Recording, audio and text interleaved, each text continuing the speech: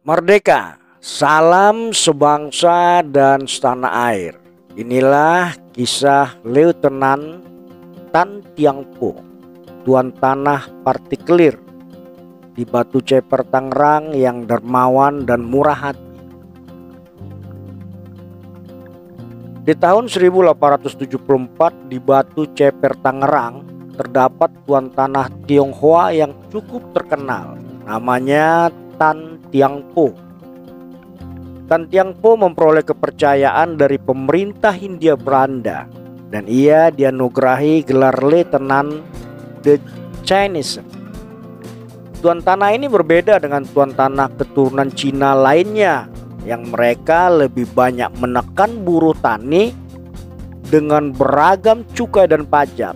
Namun tidak dengan tuan tanah Tan Tiang Po. Ia lebih dikenal sebagai tuan tanah yang dermawan dan murah hati. Di atas tanah partikelir miliknya berdiri cukup banyak rumah buruh tani yang bekerja dengannya. Setiap hari ia melihat anak-anak desa itu hidup dalam kemiskinan tanpa tersentuh pendidikan. Seperti kebiasaan hidup masyarakat desa pada umumnya, anak-anak buruh tani lebih banyak menghabiskan waktu sekedar bermain atau membantu orang tua. Sehingga tidak aneh bila pada akhirnya setelah dewasa, anak-anak desa itu kembali bekerja sebagai buruh tani seperti yang dilakukan orang tua mereka. Tan Tiang Po lahir dari keluarga yang kaya raya. Ia menerima pendidikan tradisional Tiongkok dari guru privat yang datang ke rumahnya, dan ia juga memperoleh pendidikan dari tutor Eropa yang mengajarinya bahasa Belanda dan memberinya pendidikan barat. Tan Tiang Po sangat memahami pentingnya pendidikan. Terlebih, ia juga menyandang gelar Xia secara turun-temurun. Pada dasarnya anak-anak di desa dari keluarga miskin bukan tidak ingin sekolah, tetapi pemerintah Hindia Belanda membatasi pendidikan untuk anak-anak pribumi. Menyadari kesulitan yang dialami anak-anak pribumi untuk mendapatkan pendidikan dan pengajaran, maka Lieutenant Tan Tiang Po berusaha mendirikan sekolah dengan biaya sendiri di atas tanah miliknya sendiri di daerah Batu Ceper Tangerang.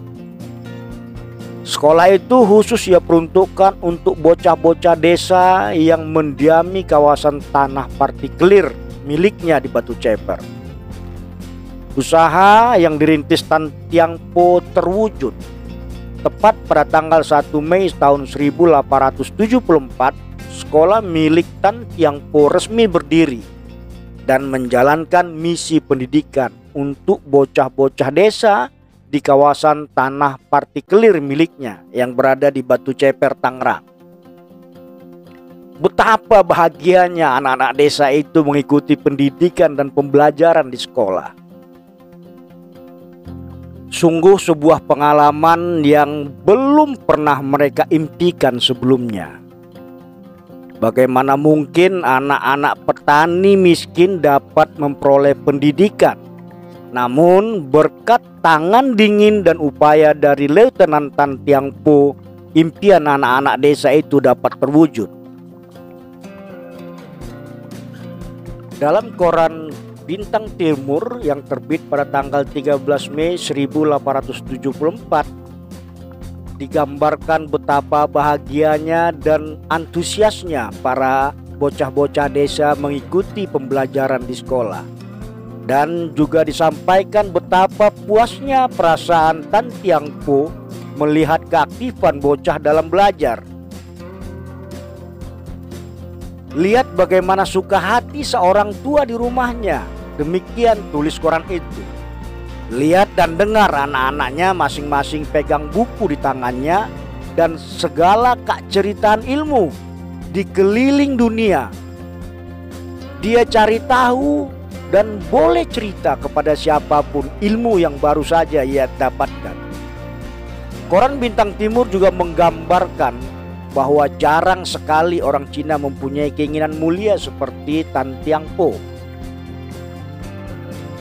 Tan Tiang Po berharap jika sekolah itu berjalan dengan baik dan anak-anak dusun dapat mengambil manfaat dari pendidikan, semoga mereka dapat tumbuh menjadi anak-anak yang berguna bagi kedua orang tuanya.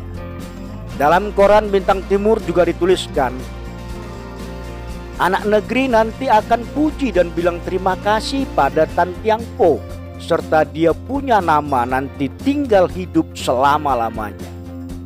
Demikian pujian yang disampaikan oleh wartawan Bintang Timur pada masa itu. Usaha Tan Tiang Po belum pernah ada sebelumnya di pemerintahan Hindia Belanda. Ialah tuan tanah pertama turunan Cina yang begitu peduli terhadap pendidikan masyarakat pribumi.